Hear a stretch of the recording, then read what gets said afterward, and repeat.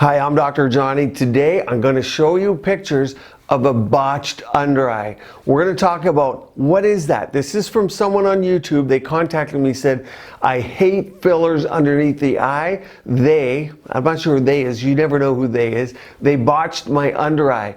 I'm going to dive into it because it's really common and a lot of people come back to clinics with the under eye, complain about it, and I'll tell you what goes in the mind of an injector when the patient comes back with that. More importantly, how do you avoid it? What can you do about it?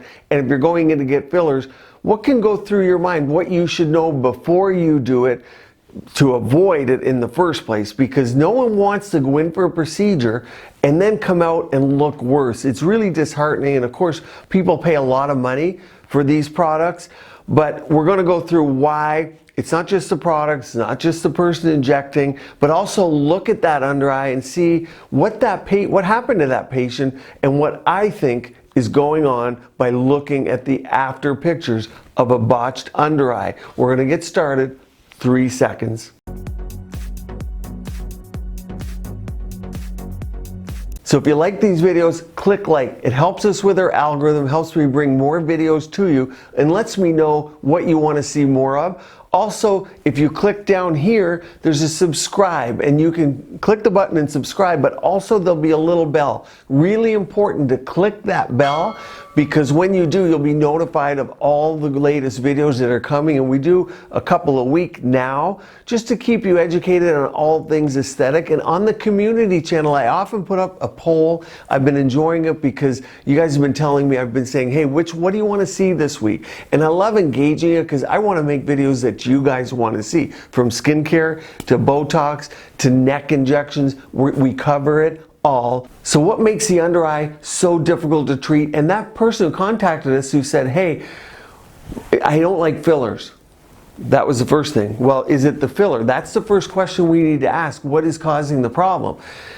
Is it the filler? Is it the technique? Is it just their anatomy? The first thing to understand is the anatomy of the eye. It's so complex and the skin is thin.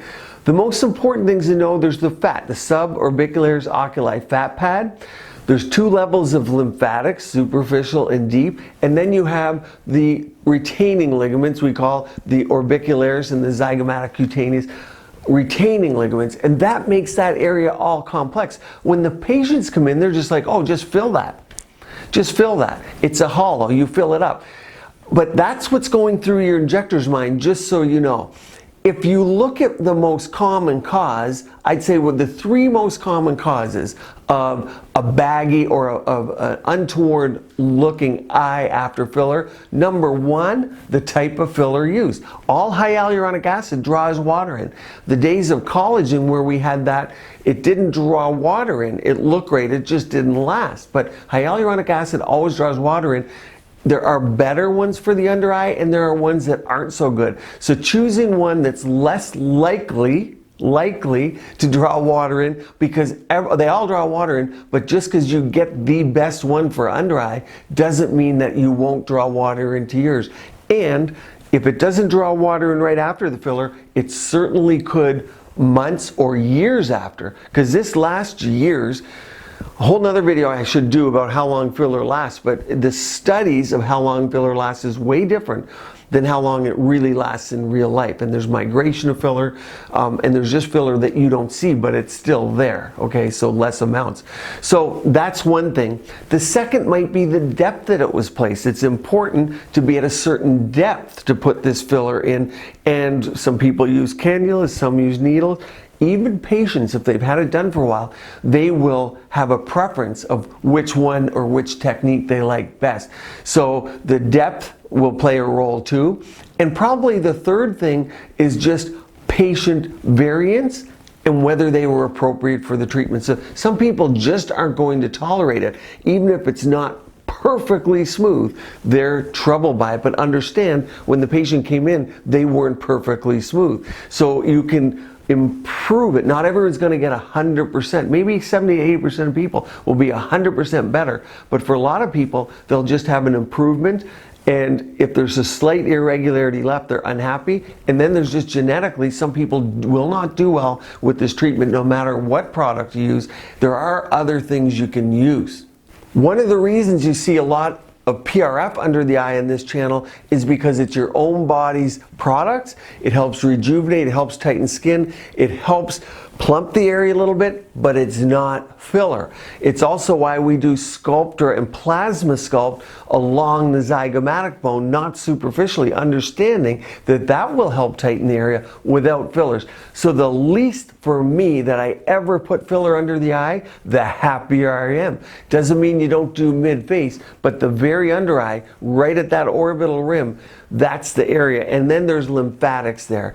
So let's look at our patient's picture now and see what I think's going on. So here it is, and if you look at it, just look at the area underneath the eye. It's kind of boggy, and it looks like there's too much water there, and maybe, I mean, you might think just that there's too much filler. Hard to say until you palpate it, but it could be overfilled as well. From the picture, it's hard to tell. Most likely, this represents filler attracting water. That probably looked great when the patient left, and this was apparently 3 months out. It looked good for the first little bit. Whatever could have happened in between, inflammation, a laser treatment, microneedling, injectable RF, any little bit of inflammation, or if the patient happened to be in an area where there was a lot more humidity or moisture, then sometimes what we see is it attracts water and it won't let it go.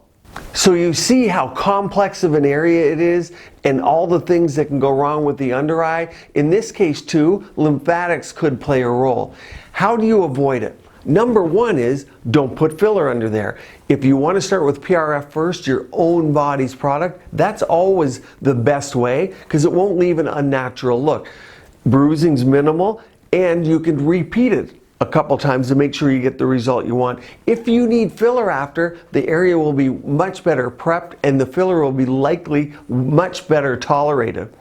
The other thing you can do is minimize the amount of times you use filler there. Use your Retin-A, use your skincare, build up your collagen.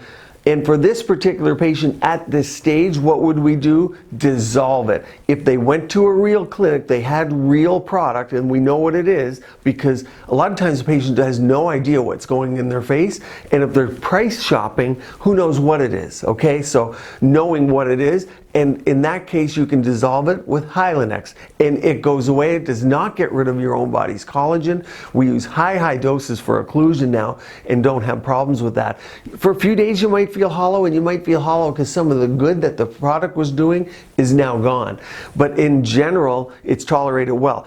Is your filler gone and wasted? Yes. Do you then need to refill or start with PRF? Yes. Is it disappointing? Of course. Does it happen? Yes. Is it common? Of course. Because it's your body, because everyone has a different technique, and all the aforementioned reasons. And everyone wants to know, did my physician make a mistake? Did my practitioner botch me? It can, those are, you know now how complex it is, some of the many problems that can occur. The beauty is if it's real product, you know what it is, we can dissolve it and then start over with a different product. More importantly, go to PRF all natural ways and then build up. Thanks for joining me. Ask me questions after the video. Subscribe, stay tuned to keep your skin and body beautiful, healthy, and vibrant.